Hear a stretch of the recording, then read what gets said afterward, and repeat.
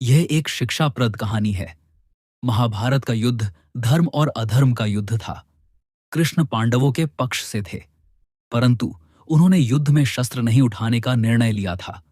वहीं श्री कृष्ण की नारायणी सेना कौरवों की ओर से एलआरडीडीएच रही थी। युद्ध में कभी कौरवों का तो कभी पांडवों का पलड़ा भारी लगता। महाभारत के युद्ध में कुरुक्षेत्र की रणभूमि पर श्री कृष्ण ने प्रत्यक्ष रूप से शस्त्र नहीं उठाए, लेकिन अर्जुन का सारथी बनकर श्री कृष्ण युद्ध भूमि में अर्जुन का मार्गदर्शन करते रहे। द्रौपदी के भाई धृष्टद्युम्न पांडवों के सेनापति थे।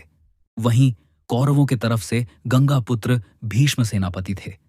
उनके नेतृत्व में युद्ध लड़ा जा रहा था। कौरव दल पूर्ण बल से युद्ध करने के बाद भी 5 पांडव में से किसी का भी बाल भी बांका न कर पा रहा था। कौरवों के प्रधान सेनापति भीष्म 10 दिनों तक पांडव सेना पर भारी पड़े थे। प्रतिदिन भीष्म हजारों सैनिकों को मार रहे थे, परंतु दुर्योधन भीष्म पितामह पर कहीं न कहीं संदेह कर रहा था। उसे लग रहा था कि पितामह भीष्म जानबूझकर पांडवों का साथ देते हैं और उन्हें मारना नहीं चाहते। यही सोचकर एक रात दुर्योधन भीष्म से सीधे बात करने के लिए उनके पास शिविर में पहुंचा। जब दुर्योधन भीष्म के शिविर में पहुंचा तो देखा भीष्म चिंतनशील होकर शिविर में बैठे थे। यूं आधी रात को दुर्योधन को अपने शिविर में प्रवेश करते देख भीष्म हैरान हुए। उन्होंने दुर्योधन से शिविर में आने का कारण पूछा। दुर्योधन ने गुस्से में कहा, पितामह, आपके मोहपूर्ण अन्याय के कारण मैं आधी रात को आपके शिविर में आने के लिए विवश हुआ हूं। आप अगर पूरी कर्तव्य निष्ठा और मोहरहित होकर पांडवों के साथ युद्ध करते तो शायद मुझे यहां आने की आवश्यकता नहीं पड़ती।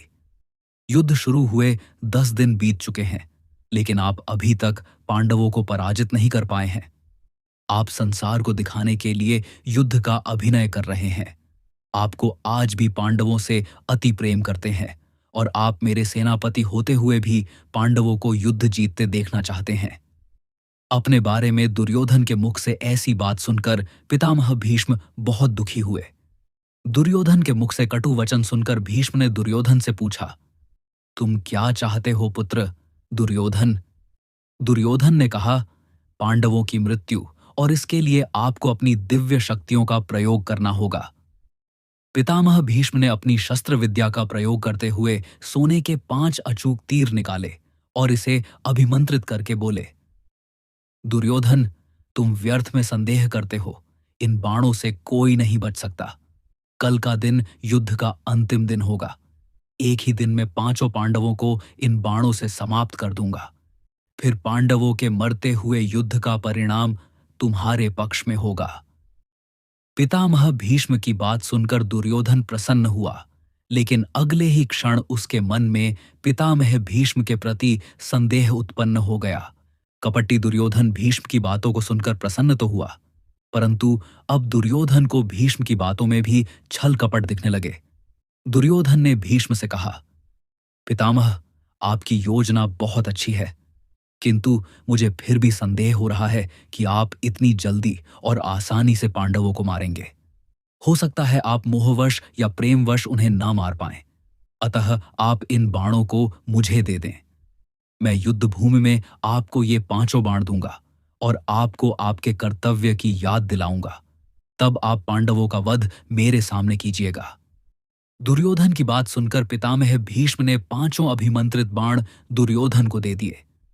दुर्योधन अपनी संभावित जीत पर बहुत खुश था। वह बाण लेकर अपने शिविर में चला गया। भीष्म के शिविर के पास पहरा दे रहे पांडवों के एक गुप्तचर ने सारी बातें सुन ली। उसने महाराज युधिष्ठिर को आकर सोने के बाण के बारे में सूचना दी।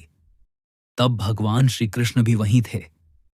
युधिष्ठिर ने भगवान श्री कृष्ण से कहा, हे गोविंद, पितामह के इन तीरों के प्रतिकार हम कैसे करें? इस बात को सुनकर श्री कृष्ण युधिष्ठिर संग तुनरत ही अर्जुन के शिविर में पहुंचे और अर्जुन को पूरी घटना बताई। श्री कृष्ण ने अर्जुन से कहा कि पार्थ, तुम्हें दुर्योधन से उन 5 बाणों को मांगना होगा। श्री कृष्ण की बात सुनकर अर्जुन ने अचंभित होकर पूछा, दुर्योधन, भला वो तीर मुझे क्यों देगा? तब श्री कृष्ण ने अर्जुन को स्मरण दिलाया कि एक बार अर्जुन ने दुर्योधन को यक्ष और गंधर्वों के हमले से बचाया था। तब दुर्योधन ने प्रसन्न होकर अर्जुन से कहा था कि वो कोई भी कीमती चीज दुर्योधन से मांग सकता है। उस दिन अर्जुन ने बात को टालते हुए दुर्योधन से कुछ नहीं मांगा था। अब वो समय आ गया है। अर्जुन को श्री कृष्ण की बात सुनकर सब स्मरण आ गया। युधिष्ठिर की आज्ञा से अर्जुन दुर्योधन के शिविर में पहुंचे। दुर्योधन अचानक अर्जुन को अपने शिविर में देखकर सशंकित हुआ। अपनी शंका को छुपाते हुए जोर जोर से हंसते हुए दुर्योधन ने अर्जुन से कहा, आओ अर्जुन आओ, क्षमा मांगने आए हो क्या? तुम्हारे प्रिय पितामह ने जो तुम्हारी सेना के साथ किया, उससे भयभीत हो क्या? इस रात्रि में आने का क्या कारण है? बताओ, क्या सहायता मांगने आए हो? अर्जुन ने कहा, भ्राता दुर्योधन, प्राणिपाद, सही समझा आपने, मैं आपसे याचना करने ही आया हूं, परंतु मेरे मांगने से पहले ही आप उसे देने के लिए विवश है। दुर्योधन हंसता हुआ बोला, मैं विवश हूं अर्जुन, याचक विवश होता है, दाता नहीं। परंतु कोई बात नहीं अबोध अर्जुन, तुम मांगो। अर्जुन ने दुर्योधन से वह 5 बाण मांगे, लेकिन दुर्योधन ने अर्जुन को मना कर दिया। तब अर्जुन ने दुर्योधन को क्षत्रिय धर्म स्मरण कराते हुए उस घटना को बताया, कैसे अपनी प्राण रक्षा के बदले दुर्योधन ने अर्जुन को कोई भी बहुमूल्य वस्तु देने का वचन दिया था। दुर्योधन ने अर्जुन से कहा, तुम कुछ और मांग लो, मैं यह नहीं दे सकता।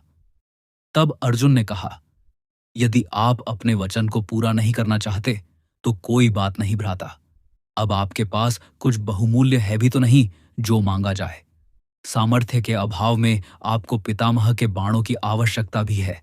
ठीक है, मैं चलता हूं।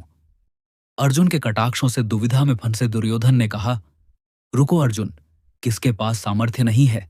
हम 100 हैं, तुम 5 हो।